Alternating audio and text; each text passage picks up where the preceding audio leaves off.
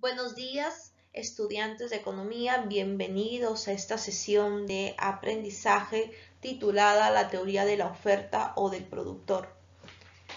Siempre empiezo mis clases retroalimentando las sesiones anteriores y la sesión anterior se trataba sobre la teoría de la demanda o del consumidor, totalmente distinta pero se unen. La teoría de la demanda empezaba primero hablando sobre un agente económico muy importante que son los consumidores o estas unidades consumidoras también conocidas que son las familias. Y es que en el hogar es donde se toman las mayores decisiones con respecto al consumo para poder satisfacer la necesidad.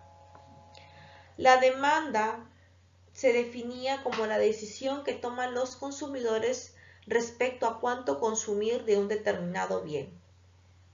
Esta demanda se caracterizaba, en primer lugar, reflejando la conducta racional de los consumidores y también teniendo en cuenta de que existía una relación indirecta e inversa entre el precio y la cantidad demandada. Asimismo, podríamos explicar de que la función de la demanda se encontraba explicada o determinada por 5 variables independientes. La primera es el precio del bien, el ingreso disponible, los gustos y preferencias de los consumidores, el precio del bien sustituto y el precio del bien complementario.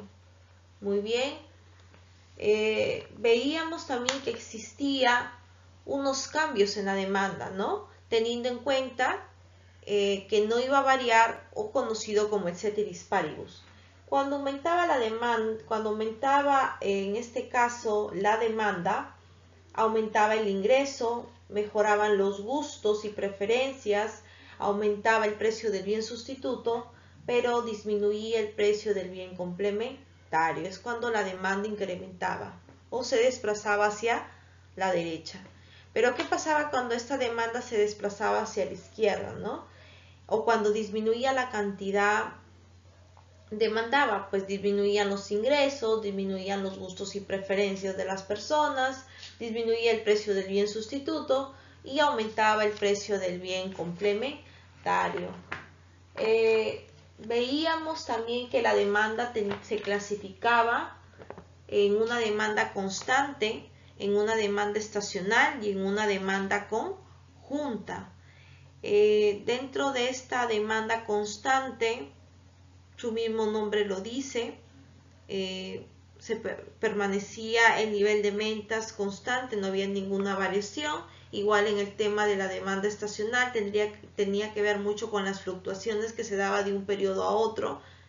Y la demanda conjunta era aquella que relacionaba dos o más bienes al bajar o subir la demanda. Luego, por último, veíamos las elasticidades precio de la demanda, las cuales se dividían en una serie de tipos, como la demanda relativamente elástica, que era mayor a 1, la demanda relativamente inelástica, que era menor a 1, la demanda de elasticidad unitaria, la demanda perfectamente elástica y la demanda perfectamente inelástica. Eso es lo que corresponde al tema o a la sesión anterior. En esta sesión vamos a ver la teoría de la oferta o del productor. Vamos a ver a un agente económico también importante que son los productores, los que fabrican, los que producen bienes y servicios para destinarlos a los mercados y luego las familias lo puedan adquirir para poder satisfacer sus necesidades. Asimismo, la teoría de la oferta o teoría del productor es una función que nos muestra el comportamiento del productor o vendedor.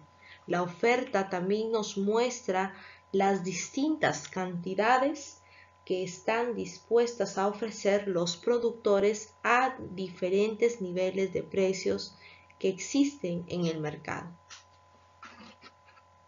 En este siguiente tema de economía vamos a ver la teoría del productor o también llamada la teoría de la oferta.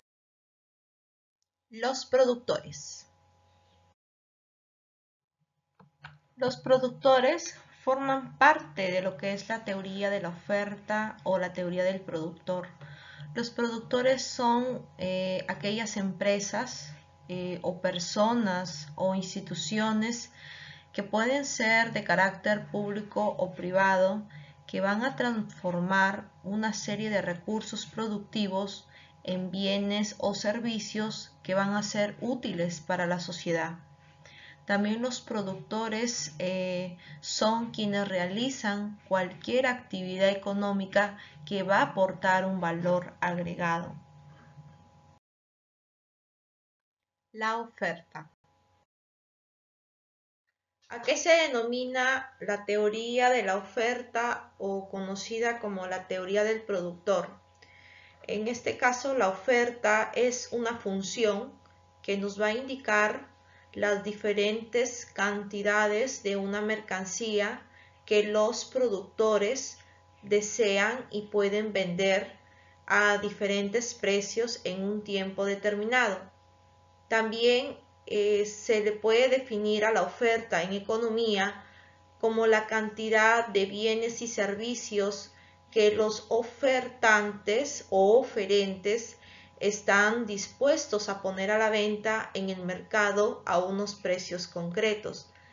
La teoría de la oferta o la curva de oferta tiene una pendiente positiva, es decir, hay una relación directa entre el precio y la cantidad ofrecida. Es decir, si mayor es el precio de bien, mayor es la cantidad ofrecida por los productores. Recordemos que a diferencia de la demanda, acá hay una relación directa entre cantidad y precio con respecto al productor. Características de la oferta. Existen dos tipos de características de la oferta. Una de las características de la oferta es que esta es un reflejo de la conducta racional de los productores, los cuales buscarán vender aquella cantidad que aumente sus ganancias. Y la otra característica que posee la oferta es que este término hace referencia a una curva con una pendiente positiva, debido a la razón directamente proporcional que se da entre la cantidad ofertada y el precio. La cantidad ofertada. La cantidad ofertada es la cantidad que un bien o servicio de los ofertantes desean vender a un determinado precio. Esta relación entre cantidad ofertada y precio se conoce como oferta. La función de oferta, ¿en qué consiste? Los determinantes de la oferta se presentan a continuación. En primer lugar, la oferta está en función del precio del bien, está en función de los costos de los insumos, está en función de la tecnología, está en función del clima y por último está en función de los impuestos. El precio del bien se relaciona de acuerdo a los factores que afectan a la oferta. Los costos de los insumos se dan a través del precio de los factores de la producción. La tecnología son los conocimientos humanos que afectan la productividad. El clima se le define como los cambios atmosféricos que afectan la producción. Como último determinante de la oferta se encuentran los impuestos. Estos impuestos se dan de dos maneras, mediante el impuesto general a las ventas o IGB o mediante el impuesto selectivo al consumo. La función de la oferta. La función de oferta se encuentra determinada ¿por quién? Por el precio del bien, por los costos de los insumos, por la tecnología, por el clima y por los impuestos. La curva de oferta nos muestra las combinaciones que existen entre el precio y la cantidad ofertada que un vendedor ofrece por un bien o un servicio.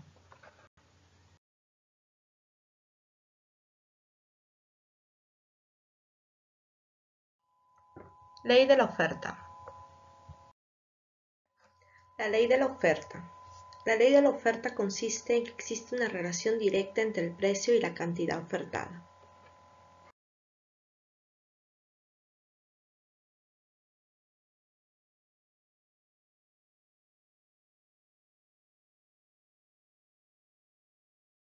Clases de oferta. La oferta conjunta es aquella oferta que una va a afectar a la oferta del otro. Ejemplo, cuando hay un aumento en el precio de la gasolina va a implicar que aumente el precio de los productos y servicios de primera necesidad y también hay un aumento de pasajes en el servicio público de transporte. Cuando hablamos de la oferta sindicada, es aquella oferta que se realiza cada cierto periodo de tiempo. Por ejemplo, la oferta de prendas de vestir por un cambio de estación, en este caso casacas y chompas. También vamos a encontrar la oferta de ventas, que es aquella oferta que se realiza para conseguir nuevos consumidores. Ejemplo, la oferta de camisas por el Día del Padre.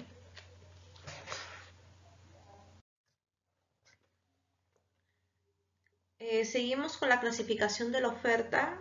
La oferta concertada consiste en que varias empresas en condiciones acortadas promueven la oferta de un bien o de un servicio. Por ejemplo, se encuentra aquí la oferta de productores de aves. Por último, se encuentra la oferta fingida, conocida también como oferta asterisco. Aquí anuncio un precio de venta para luego cambiarlo. Una vez que se incrementan los consumidores, se usa un poco de stock. Los costos de producción. ¿Qué entendemos por costos de producción? Los costos de producción es el flujo nominal que las empresas deben realizar para tener los insumos y los factores que le permitan realizar el proceso productivo.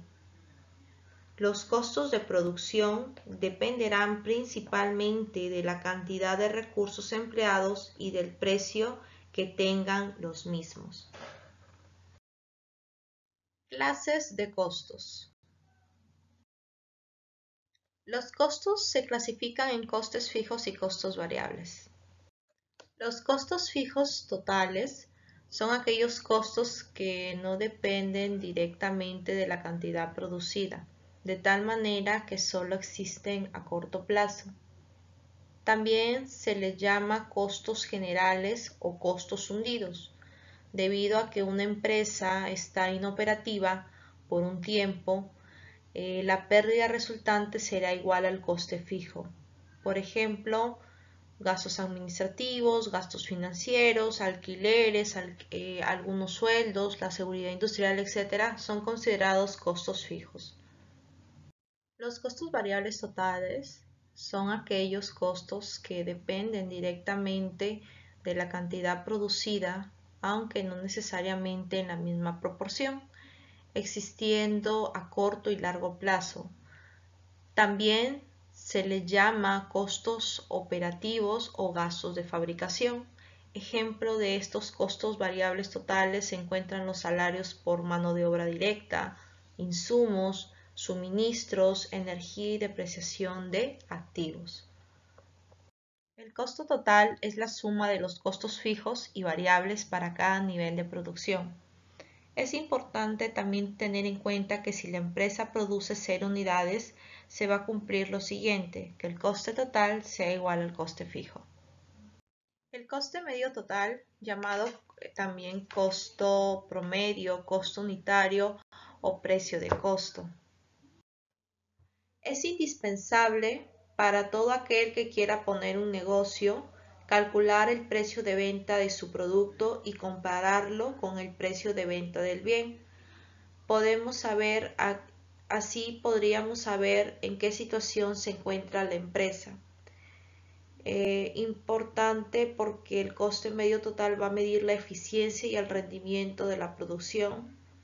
dependiendo si el precio de venta es mayor al coste medio, el precio de venta es igual al coste medio o el precio de venta es menor al coste medio. El coste medio fijo significa dividir el coste fijo entre la cantidad producida. El costo medio variable, o también llamado costo variable medio, es el cociente resultante de dividir el costo variable entre la cantidad producida. El costo marginal es el costo de producir la última unidad y permite también adoptar la decisión del óptimo de producción.